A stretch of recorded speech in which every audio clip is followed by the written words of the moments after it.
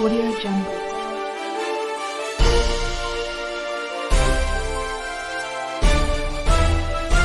Audio Jungle.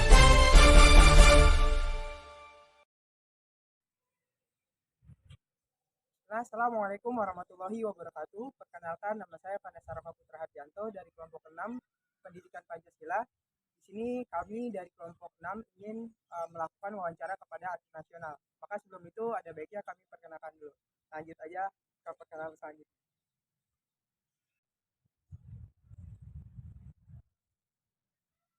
Oke, baik, izinkan saya memperkenalkan diri.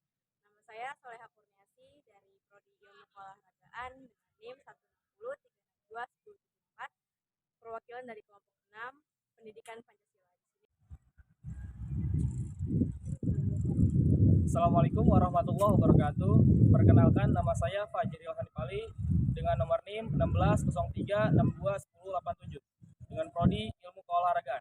Terima kasih. Assalamualaikum warahmatullahi wabarakatuh. Perkenalkan, nama saya Muhammad Hamdan dengan NIM 160210042 dari Prodi Ilmu Keolahragaan dan dari Audio Jungle.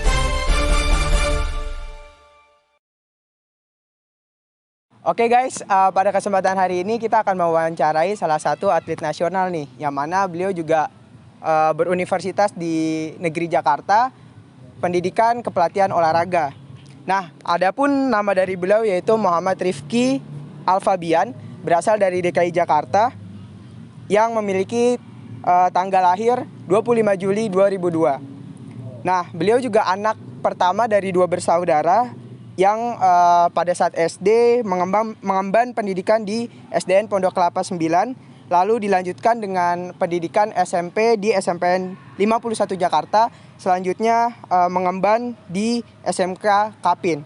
Dan beliau ini merupakan salah satu atlet nasional dari karate yang hobinya itu olahraga serta cita-citanya itu ingin masuk tim pelatnas Indonesia. Siapakah beliau? Mungkin langsung aja nih kita kehadiran beliau.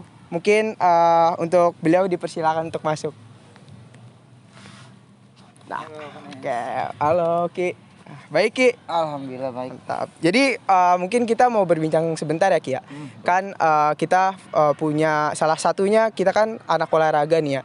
Nah, otomatis adalah hal-hal yang kita ibaratnya kita tanyakan nih kalau nih. Dari mungkin dari latar belakang lu, terus dari keluarga, terus juga dari prestasi dan lain segala macam lah tentang lu gitu. Nah, kira-kira yang pertama nih, mungkin yang pengen gue tanyain, lu mungkin gimana sih maksudnya bisa masuk ke dunia karate, atau mungkin latar belakang dan segala macamnya, yang terutama sih dari biodata diri lu dulu sih. Mungkin gue bener gak sih gitu, dari yang kita tahu tuh bener gak sih lu asal Jakarta gitu. Nah, mungkin bisa langsung intro aja Ki. Oh, boleh. Di sini tadi sudah diperkenalkan, nama saya Muhammad Rifki Alfabian dari cabang olahraga karate. Saya masuk karate. Ngomongnya gue lu aja ya, nggak apa-apa ya? Nggak apa-apa. Gue masuk karate itu dari kelas 3 SD, mau naik kelas 4. Itu karena emang hobinya olahraga. Karena sebelum karate itu gue pernah ikut cabang olahraga bola. Cabur bola, terus pindah ke renang, pindah ke bulu tangkis, dan terakhir ini karate. Kebetulan dari umur kelas 3 dari kelas 3 SD sampai sekarang.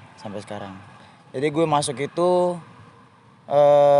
karena emang hobi aja, dari dulu tuh emang hobi olahraga. Terakhir karate itu karena orang tua pengen anaknya itu bisa bela diri gitu. Terus masuklah di dunia karate, namanya tim Caki KFC. Kebetulan latihannya itu pertama di KFC. Latihan pertama di KFC. Akhirnya latihan nggak kenal waktu. ternyata pelatih bilang ada potensi untuk bisa bertanding atau segala macam buat meraih prestasinya gitu. Di karate. Di karate. Nah, di karate. Terus dia bilang, "Oh, oke, ya udah nanti ikut ke tim aja ya," gitu. Jadi latihan dimasukin ke tim sampai di sabuk kuning itu pernah juara 2 di Piala Caki Cup. Caki Nah, Cup. itu pertama kali Itu tuh. bertepatan di mana tuh tempatnya? Kalau boleh Di tahu. Gor Ciracas. Oh, Gor Ciracas. Gor Ciracas. Ya, sabuk kuning itu baru dapat. Nah, akhirnya jelang berapa bulan, berapa tahun, akhirnya potensinya makin berkembang tuh. Latihan kayak enggak kenal lelah lah. Ibarat kayak enggak kenal capek apa segala macem. Karena emang dari dulu makannya banyak. Iya, enggak pernah dikit kalau dikasih makan. Udah makan aja yang banyak, dia bilang gitu orang tua. Habis itu masuk sabuk. Dari sabuk itu, sabuk coklat ke hitam itu di umur 17 tahun. Berarti itu 2019. Berarti itu ini ya, SMA ya? Iya, SMA kelas 3. Baru masuk ke dan 1 sabuk hitam. Baru ngambil sabuk hitam di tahun 2019. Dan prestasi yang saya raih itu terakhir, yang gua raih terakhir itu Piala O2SN tingkat nasional di Aceh tahun 2019. Oh, berarti masih baru ya? Sebelum Covid ya? Iya, sebelum Covid. Aduh, emang kayak gini kondisinya kan. Iya, bener. Belum ada pertandingan, paling virtual gitu. Dulu waktu O2SN itu banyak lah tantangannya dalam segi latihan atau waktu yang kita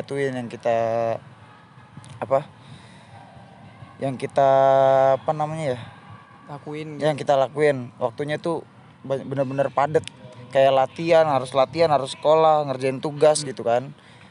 Kayak nggak nyangka aja bisa ngelewatin itu semua. Jadi latihannya itu berturut-turut hampir setiap hari lah latihan, nggak pernah bolos. Bahkan sekolah aja kadang izin. Untuk latihan aja, untuk latihan izin. Untungnya sekolah ya alhamdulillah memperlancar lah. Ya udah nggak apa-apa gitu. Gitu aja sih. Setiap latihan. Akhirnya di Piala O2SN itu dapat juara, dapat 2 medali di kelas kata sama kelas komite.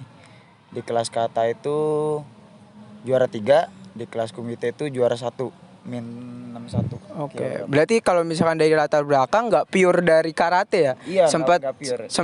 sempat di renang. Iya, sempet. Di sepak bola juga kan. Nah, berarti emang nggak tiba-tiba karate terus juara gitu. nggak gitu ya? Nggak gitu. Mungkin nanti bisa dilanjut ya.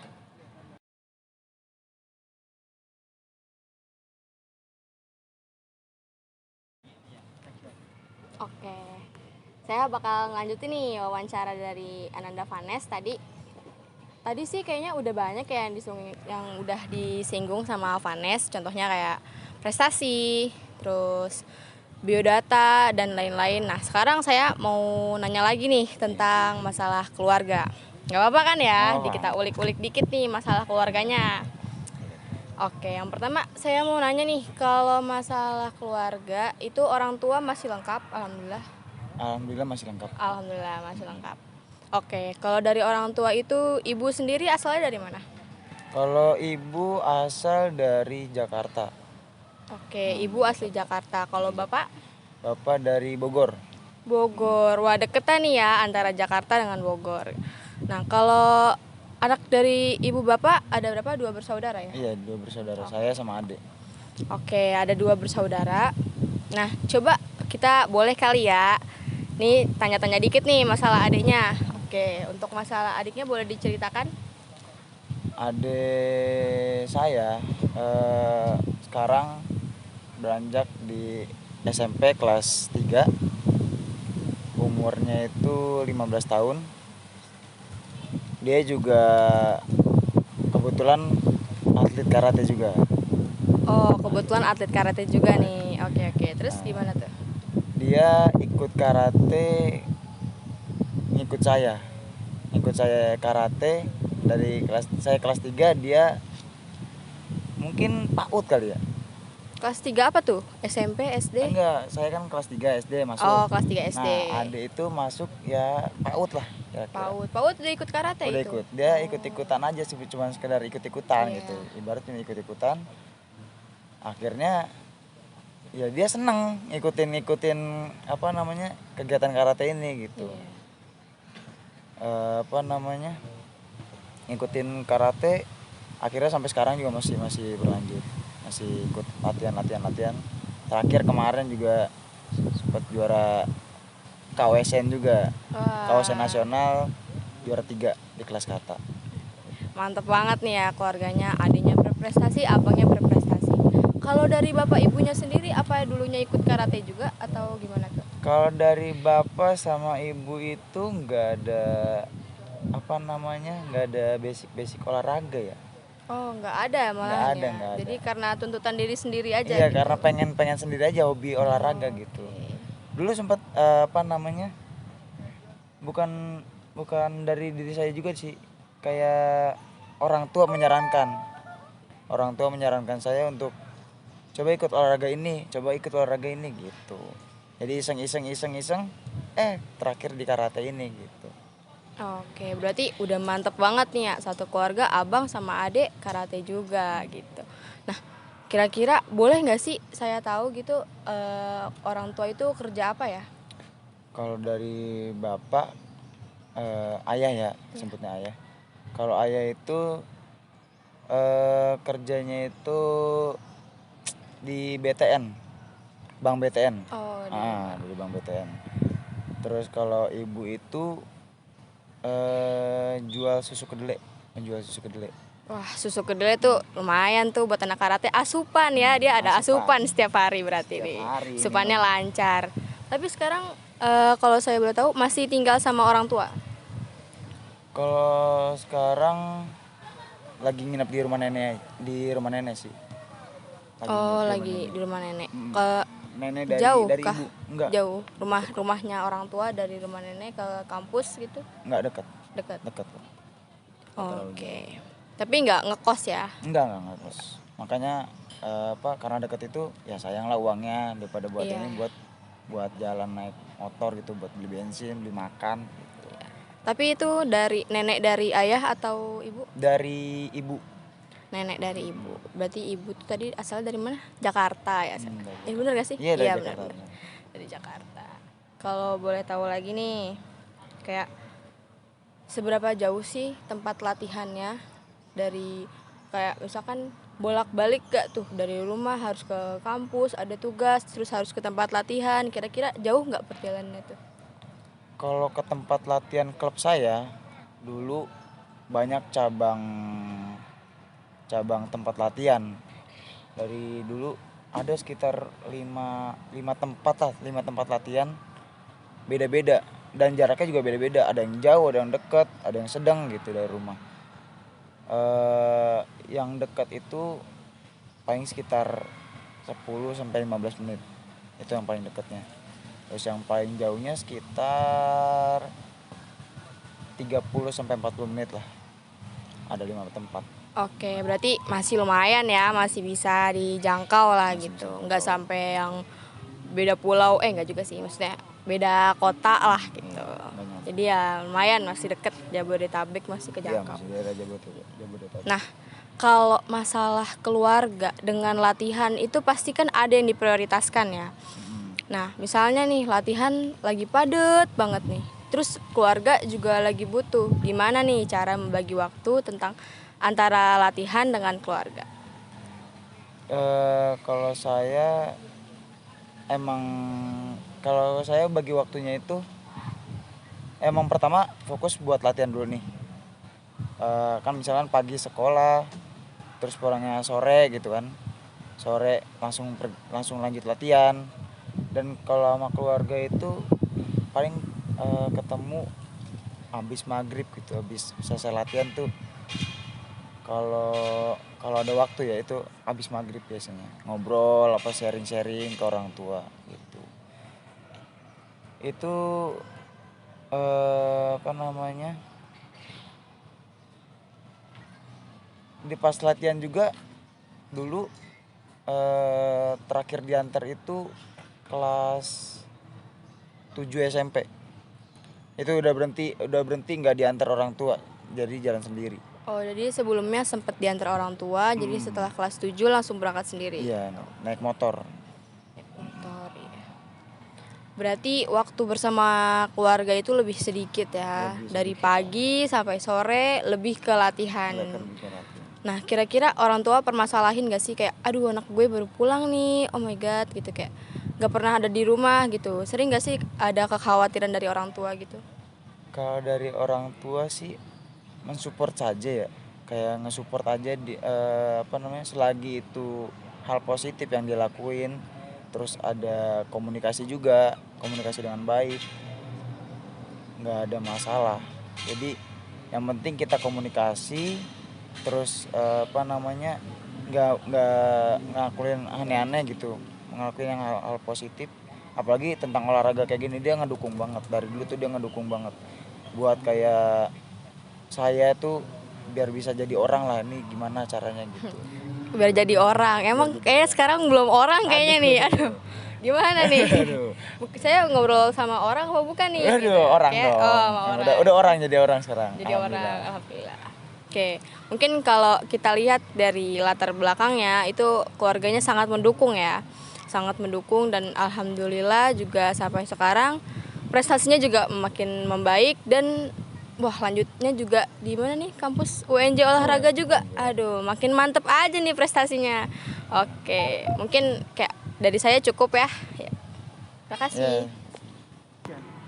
Oke. Gimana kabarnya? Alhamdulillah baik. Oke, Bang. Siapa namanya, Bang?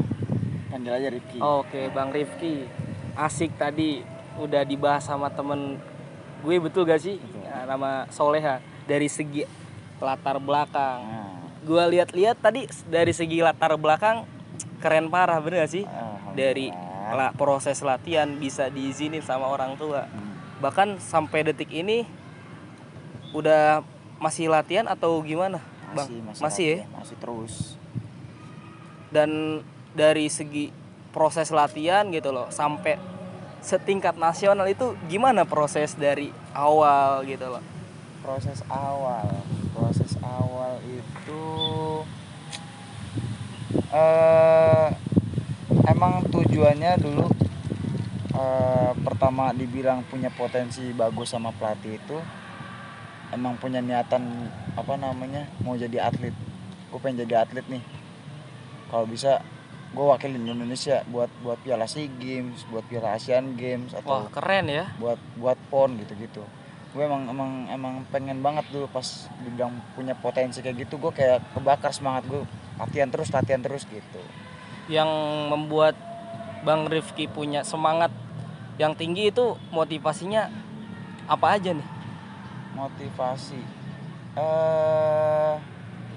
Motivasi saya itu kalau buat ke prestasi itu gimana ya, kayak emang punya kepengenan, kayak pengen jadi ini harus dapet gitu. Itu motivasi. Jadi kayak misalkan punya target, kalau nggak kecapai itu kayak ngerasa gagal. Makanya bilang kalau ada kepengenan harus kesampaian gitu. Itu motivasi gue kalau misalkan kepengen sesuatu gitu. Berarti poin pentingnya untuk banggain orang tua juga berarti. Benar. Asik juga berarti. Nah gitu, jadi berarti apa namanya, dari segi latihan mungkin Rifki ini mengikuti pertandingan. Dari segi latihan pertandingan itu gimana kalau kesahnya, terus yang membuat Bang Rifki ini masih semangat dan mau mengikuti latihan karate ini gitu loh, kok bisa gitu loh? Bisa. Kalau apa namanya, secara latihan itu terus ke pertandingan, pokoknya latihan ke pertandingan, kalau kesahnya itu emang ngorbanin waktu, ngorbanin keluarga, fisik badan sendiri gitu kan. emang harus dilawan walaupun capek gitu. Capek boleh tapi tetap kita lakuin. Nggak boleh kayak udahlah gua cuma sampai sini doang gitu, jangan sampai kayak gitu. Jadi keluh kesahnya itu emang badan emang kadang suka kecapek gitu kan. Terus kadang habis latihan cerita-cerita sama orang tua kayak gimana latihannya gini, ada masalah apa sama pelatih atau sama teman gitu. Kadang cerita sama orang tua gitu. Terus kalau dari segi pertandingan keluh kesahnya itu ya ada menang ada kalah, Ya, ya kan, benar. bener kan? Ada menang ada kalah. Ya pasti ya di awal-awal ya nggak prestasinya Nggak langsung naik. nggak langsung naik, Iya, pasti ada proses prosesnya. di balik latihan itu ya. Kayak pertandingan open dulu yang kayak Biasanya dari pertandingan itu awal Bang Rifki ikutin apa? Event-event pertandingan. event pertandingan yang pertama itu tadi yang saya sampaikan Caki Cup, Piala Caki KFC Cup. Jadi Nah, itu open. untuk semua Jabodetabek atau Iya, khusus? Jabodetabek. Oh, Jabodetabek. Masih daerah Jabodetabek itu. Itu pada saat open pertandingan yang pertama itu pengalaman apa pada saat awal mula mengikuti itu pertandingan yang membuat pertama. Rifki ini masih mau mengikuti pertandingan selanjutnya? Pengalaman pertama bertanding emang agak grogi ya. Grogi ya? Grogi Iya. banget. Kayak dilatih banyak orang gitu kan, tampil sendiri dilatih banyak orang, terus Nggak pede banget, nggak bro. pede gitu Nah, kan. iya. Baru pertama kali bertanding gitu, masuk tatami matras udah geter-geter aja badan tuh mau masuk. Terus akhirnya beraniin diri buat maju, buat tampil. Akhirnya alhamdulillah juara 2. Juara 2 di awal. Pertama, iya. Berarti udah berapa kali pertandingan dari awal ikut latihan sampai sekarang? Kalau pertandingan ya lumayan nggak bisa dihitung ya. Nggak bisa dihitung ya? Ya namanya kayak ada pertandingan open, ada pertandingan kayak ke Jurda, ke Jurnas gitu-gitulah. Jadi nggak kehitung. Terakhir itu kemarin ODSN tingkat nasional di Aceh. Wah, keren ya. Tahun 2019. Berarti naik pesawat sana ya? Iya. Gimana naik pesawat. rasanya? Enak gak? Asik kayaknya nih. Baru pertama kali Baru juga pertama naik pesawat. kali? Tuh Wah, baru gokil pertama kali parah. naik pesawat. Baru pertama kali naik pesawat, nggak tahu apa-apa. Ya kaget lah. Terus di pesawat tiba-tiba kuping pengang gitu. Iya. Kuping pengang, agak pusing gitu kan pertama kali. Ya gitu deh pengalamannya naik pesawat. Berarti itu berapa orang pas kemarin pas ke Aceh itu? Ke Aceh itu DKI bawa satu cabur itu 2 orang, 2 orang. cewek cowok. Itu Satu mewakili apa? Mewakili pertandingan apa? Biasanya kan kalau di karate Sekolah. kan ada komite ya kan? Oh iya. Itu ada tipe pertandingan apa? Kan kalau di pencak silat atau ada seni, bener gak? Nah, terus ada pertandingan fighter. Nah, kalau di karate itu bagaimana? Kalau di pencaksilat kan seni. Iya, Seni. Kalau di karate itu kata. kata. Ah. Berarti itu gimana? Seni sama kayak gerakan biasa aja, sendiri tampil gitu. Iya. Gerakan sendiri. Terus kalau komite itu ya fight berdua. Gitu. Cuman sasarannya beda ya kayaknya. Sasarannya beda. Itu apa aja biasanya yang harus ketika kita bertanding? Nah, yang tidak boleh di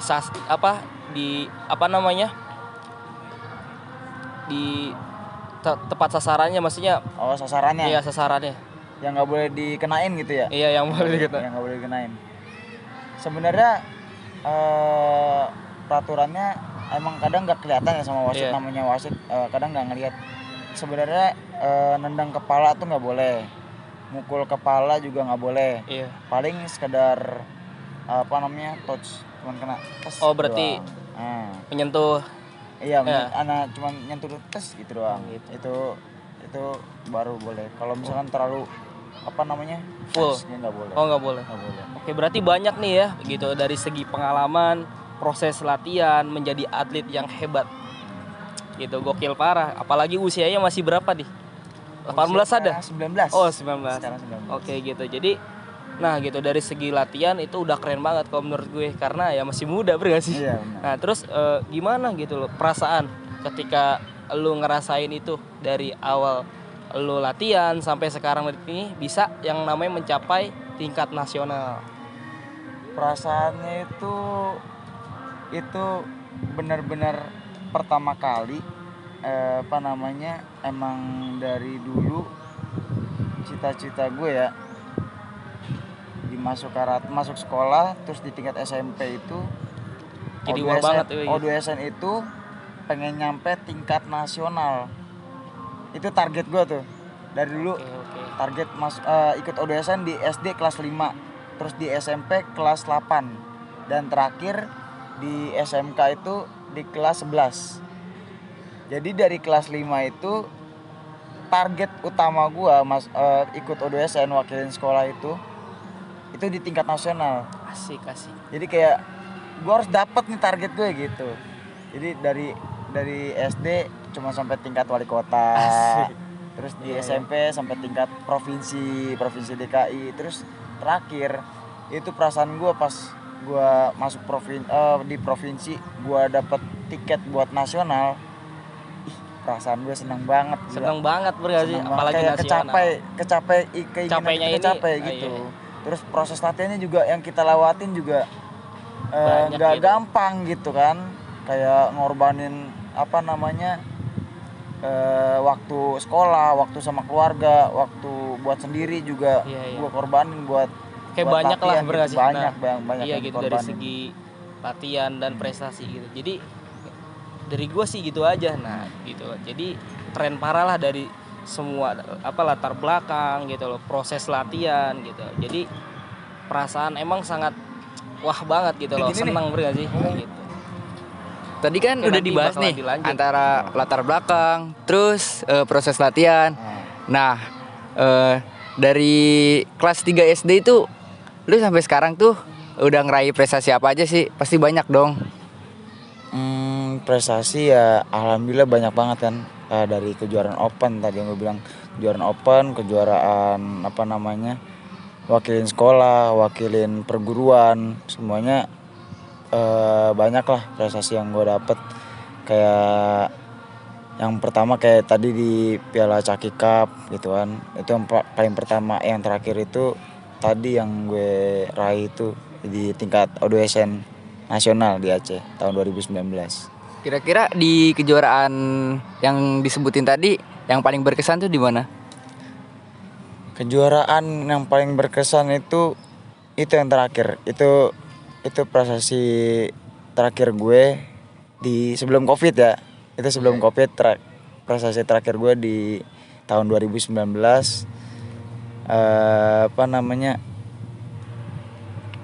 Kesannya itu ya senang bisa wakilin provinsi DKI Jakarta terus dapat medali gitu. Gue bangga banget walaupun hanya sekedar wakilin DKI Jakarta gitu. Banyak di atas sana yang kayak udah wakilin Indonesia. Nah, gue juga pengen kayak atlet-atlet nasional yang lainnya gitu. Kira-kira tanggapan orang tua lu sendiri pas lu berhasil juara O2SN itu gimana? Tanggapan orang tua gue itu dia senang juga, dia senang banget bisa gue bisa main di nasional. Emang dia juga kepengen gue bisa masuk di nasional gitu. Waktu itu gue dijanjiin tuh sama ayah, dijanjiin sama dia kalau kamu bisa masuk nasional nanti dibeliin ini gitu. Berarti ada motivasi. Ada motivasinya buat menunjuk situ. Akhirnya dari situ gue dapet juara gitu. Alhamdulillah dapat hadiah dari ayah lah gitu, sedikit hadiah dari ayah gitu. Dari tadi kan prestasi lu udah banyak nih ya. Kira-kira lu punya pesan sama kesan gak sih buat teman-teman semua nih supaya lebih berprestasi lagi? Kesan-pesan gue buat teman-teman ya yang baru mau mulai menjenjang karir sebagai atlet nasional, itu nikmatin aja prosesnya. setiap langkah demi langkah dinikmatin aja. Jadi jangan sampai kena lelah, capek gitu. Itu wajar, capek itu wajar. Jadi capek juga harus kita lakuin. Capek ya istirahat sebentar, lanjut lagi. Jadi jangan sampai kita nyerah lah, ibarat kayak gitu. Pokoknya semangat terus, pokoknya buat para atlet Indonesia gitu. Apalagi yang sekarang lagi di Platnas, jangan sampai mau kalah sama yang di bawah-bawahnya. Apalagi kalau udah nyampe Platnas itu tanggungannya ya agak berat. Jadi dia mempertaruhkan nama dia di Platnas gitu. Kalau misalkan dia sampai kalah sama anak Platda gitu, sama anak-anak di bawah dia, kalau misalnya di kejuaraan dia kalah, itu malu sih kalau menurut gua gitu. Jadi jangan sampai lah, kalau bisa dipertahankan prestasinya kalau udah sampai situ, dan kalau bisa ditingkatkan lagi sampai internasional, sampai kejuaraan dunianya kayak gitu. Itu aja. Oke Ki, mungkin dari gua cukup ya. Boleh. Soalnya prestasi lu dari tadi juga udah banyak banget nih. Kira-kira target lu semenjak masuk UNJ itu apa Ki? Target gue di UNJ ya. Target gue di UNJ itu bisa pertama ya. Gue target di UNJ masuk tim PPLM DKI. Terus gue main di Pomda, main di Pomnas, dan gue harus juara di setiap pertandingan itu gue harus juara. Jadi gue target pertama masuk tim PPLM DKI. Yang kedua gue harus menang di Pomda, menang di Pomnas, itu target gue pertama.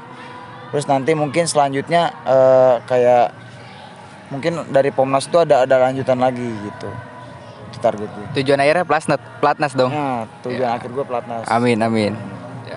Ya Ki, mungkin itu aja dari gue ya. Makasih Ki. Ya, sama-sama. Oke Ki, kan tadi udah dijelasin kan, lu kenapa pengen masuk masuk PPLM, Pomnas, target-target lu di UNJ, lu pengen apa aja gitu. Nah, kan pasti ada ya, kayak misalkan lu masuk nasional waktu itu O2SN kan, lu punya prinsip kan. Jadi hal itu yang lu pegang dari awal sampai akhir tuh yang buat tuh, gua harus ini tuh, apa yang gua mau harus tercapai gitu. Nah, kira-kira lu punya prinsip apa sih untuk mewujudkan hal itu? Prinsip gua yang misalkan dari kampus ini nih, gue pengen masuk PPLM itu dan ngikutin Piala Pom dan nanti Piala Pomnas. Itu gue pengen bersaing sama atlet-atlet yang mungkin lebih dari gue. Jadi gue pengen kayak, gue bisa loh kayak dia gitu. Gue bisa ngalahin dia. Gue pengen lu tuh gue kalahin gitu. Itu prinsip gue pengen bersaing tapi secara sehat. Nggak mungkin gue kayak nyogok wasit atas gue macem, fair-fairan aja lah gitu ibarat mah. Ya udah bersaing sesuai dengan kemampuan kita gitu. Itu Berarti prinsip lu adalah ingin bersaing ya. Jadi ya antara gue sama lu ya kita sama-sama gitu. Yang bedain cuma usaha kita ya, gitu kan. Benar. Berarti dari sekian banyak, terus dari beberapa pertandingan yang udah diulas tadi sama teman-teman semua juga, berarti emang dari kecil, terus juga dari awal dan orang tua ngajarin selalu, ya lu nggak perlu takut untuk bersaing gitu kan. Betul. Terus juga hal-hal yang pengen lu mau harus lu terwujud dengan fair play gitu kan. Betul. Harus fair. Gue nggak suka yang kayak misalnya pertandingan, ya lu menang karena wasit. Ya, gue kayak nyesek banget kalau digituin sih gitu. Makanya gue harus bersaing lah secara sehat gitu. Berarti kalau menurut gue sendiri ya teman-teman, di sini juga gue bisa maksudnya bisa ngambil beberapa poin lah dari apa yang udah disampaikan sama teman-teman gue yang lain, terus juga dari Rifki juga. Kayak misalkan sebenarnya kita tuh dalam kehidupan berolahraga, kehidupan bermasyarakat, bersosialisasi, tuh hal-hal poin yang ada di Pancasila tuh ada gitu kan. Yang pertama dari ketuhanan, ya pasti nggak jauh kan dari ibadah gitu kan. Iya betul, pasti ibadah harus tetap dijalankan, jangan sampai kelewat gitu. Terus keadaan sosial juga baik kan, antara pelatih, terus antara keluarga dan segala macam. Terus kalau misalkan apa-apa pasti juga ngabarin ke orang tua kan. Kayak benar. tadi cerita sharing. Iya, harus kita tuh apalagi selagi masih ada orang tua, ya kita harus sharing masalah ada apa-apa tuh cerita lah sama orang tuh, terbuka, ibarat terbuka. Mungkin ada privasi yang kita tutup sendiri, tapi setidaknya terbuka buat kayak misalnya nyari solusi sama orang tua gitu. Apalagi selagi masih ada gitu, pokoknya harus banget lah. Dan yang pasti setelah bermusyawarah terus akhirnya mencapai titik yang mana udah ngerti lah, oh ini lawan bertanding, terus kemampuan gue sampai mana, gue pengen bersaing dengan siapa. Di situ kita terapkan keadilan sosial dengan fair play gitu kan. Lu kalau misalkan mau bertarung sama gue ya kita fair play antara skill lu sama skill gue gitu kan, antara usaha lu, adu skill kan. Kita nggak usah banyak ngomong lah ibaratnya, kita buktiin di pertandingan gitu kan. Nah itu menurut gue sendiri itu udah mencerminkan nilai-nilai Pancasila gitu, terutama dalam bidang olahraga gitu kan. Apalagi kan di sini Rifki sendiri kan seorang atlet nih teman-teman, jadi nggak hanya sekedar bertanding selesai juara gitu kan. Ternyata banyak loh ya di dalam olahraga tuh banyak hal-hal yang bisa kita capai, terutama dalam bidang Pancasila itu sendiri gitu kan. Nah mungkin teman-teman yang lain mungkin bisa ke sini nih, kita nanya tentang ini nih prinsip kewarganegaraan lah salah satunya ya. Mungkin nanti teman-teman di sini bisa langsung gabung nih. Nah mungkin sebelumnya makasih banget ya Kia udah hadir di tengah-tengah kita juga. Terus dari teman-teman mungkin di sini juga ungkapan rasa syukur lah sama kita gitu. Mungkin bisa duduk. Nah di sini ada beberapa nih yang mungkin bakal Soleha tanya sini masalah harapan nih. Mungkin bisa tanya langsung ha. Oke, mungkin di sini saya bakal nanya ya ke siapa namanya? Rifki ya? Kayak ke Rifki. Apa sih harapannya untuk ke depannya? Harapan gua ke depannya itu bisa menjadi pribadi yang lebih baik lagi dalam segi sifat gua gitu, dalam segi ibadah, kan nggak mungkin kita sempurna setiap kali ibadah kayak gitu. Terus secara latihannya gitu harus lebih konsisten lagi, harus lebih semangat lagi lah dalam latihan. Terus punya harapan juga bisa masuk tim pelatnas juga nggak gampang. Kita tuh harus ngeliatin proses semuanya. Kayak misalkan kita berdoa juga, berusaha juga, ya semua pasti ada waktunya lah. Pasti ada waktunya, tapi kita nikmatin aja dulu prosesnya gitu.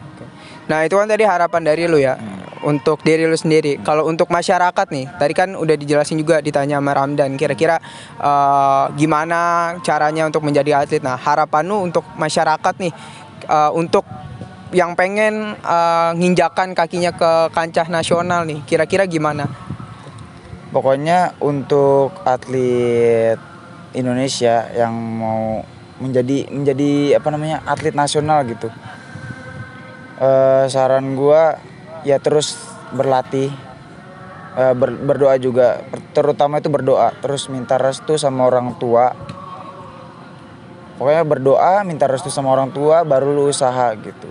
Jadi jangan sampai ngelewatin itu semua, harus semua berkaitan. Itu 3 itu prinsip gua. Jadi tetap berdoa, minta restu sama orang tua, dan berlatih.